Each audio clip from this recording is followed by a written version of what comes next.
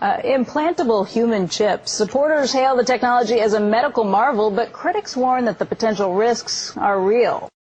Well, they talked about, for example, electrical hazards. This thing is by no means inert. The way it works is it actually picks up and amplifies ambient electromagnetic energy from the reader devices. And if you have one of these things in your arm and you get within range of a powerful electromagnetic field, it can actually burn you. Oh, and by the way, it can kill you if you get out of line. A closer look at the who and the why behind this idea.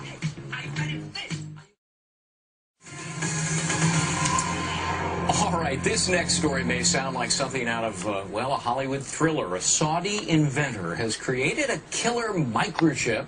It's designed to track terrorists and criminals and, well, you can think of somebody.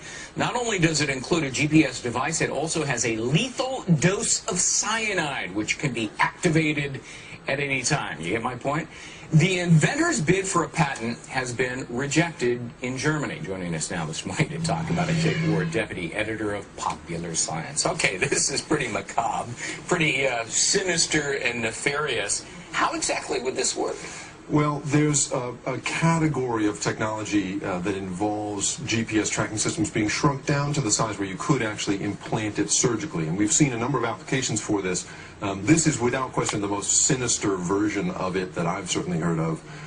You know, and the notion of tracking criminals is not new, but the notion of killing them remotely, I think, is a whole new thing. Yeah, and Germany says, look, we're not going to approve this. That's because right. For that very purpose. And apparently, in some of the paperwork in applying for the patent, you know, you could track fugitives from justice, terrorists, illegal immigrants, criminals, political opponents, defectors, and Saudi Arabians who don't return home from pilgrimage. It's a little bit wild. I agree. I mean, the thing about you know, this kind of patent is Germany has very tight laws about making sure that you're not registering something that really is just a bad idea, a scary idea. And in this case, this guy obviously has some very strong feelings about what it would be used for, but it just seems a little outlandish. Yeah. Well, terrorist groups might be interested. I'm sure they'd be happy to grant their own form of a patent for that. Sure.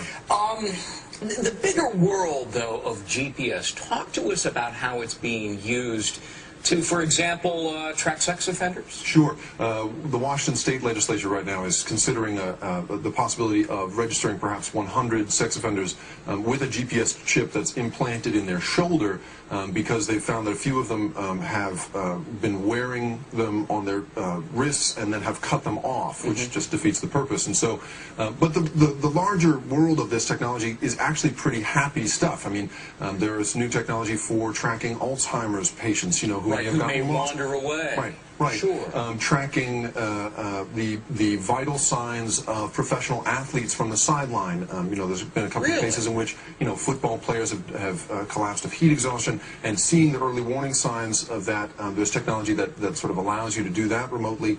You know, even something as benign as keeping track of your dog, you know, a radio frequency tag implanted in your pet, the vet, you know, finds a stray, scans it, and finds its rightful owner in an instant. Yeah. Do you see an explosion of the use of GPS devices? And obviously a lot of people are concerned about an intrusion of privacy. Absolutely, sure. I mean, I think that there is a trade-off there, and obviously this you know, the inventor who filed for this patent has gone across the line in terms of privacy. Yeah. But you know, the use of GPS in the future will allow you to, you know, you'll never lose your wallet again. You'll never lose your keys again. Right. It's that kind of stuff where you're going to, you know, you'll be able to beep any object you own, you know, and find it in the house. And so, you know, there's the vicious expression, and then there's the really, really helpful expression that I think we'll see in the future. You know, I lose socks in the dryer. I don't know how that happens. Maybe that would help me in that regard. Thanks. Jake Ward, deputy editor of Popular Science. Interesting stuff. Thanks very much. I've got my little buddies microchipped. Do you really? Yeah. Yeah. I do, just in case they get away, and then you bring them and then you take them to like the checkout counter at the grocery store and you scan them, and then they say, hey, I belong to Megyn Kelly. That is very cool, yeah. Microchip has been approved by the FDA as a Class II medical device in order to identify high-risk patients in an emergency situation. It's elective, it's voluntary, and it is certainly critical to the evolution of information technology in healthcare.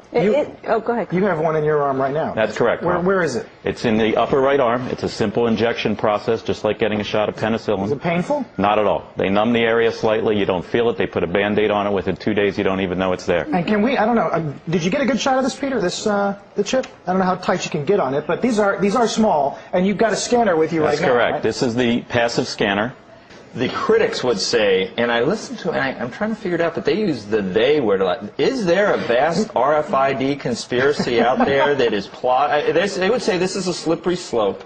This is the first thing. This is where you lull us into a false sense of security. We all get these things. And then the next thing you know, I don't know, it's making like Soylent Green. Like the Trilateral Commission, or the whole world gets taken over, like in Terminator 3 or something. Is anything? I mean, do we need to worry? There's no conspiracy, Joe. You sure? I'm sure. I'm looking at you. I'm looking at your eyebrow. It twitches when you say that a little bit. And I'm looking back at you. Come off? And let me say this. As far as the RFID industry is concerned,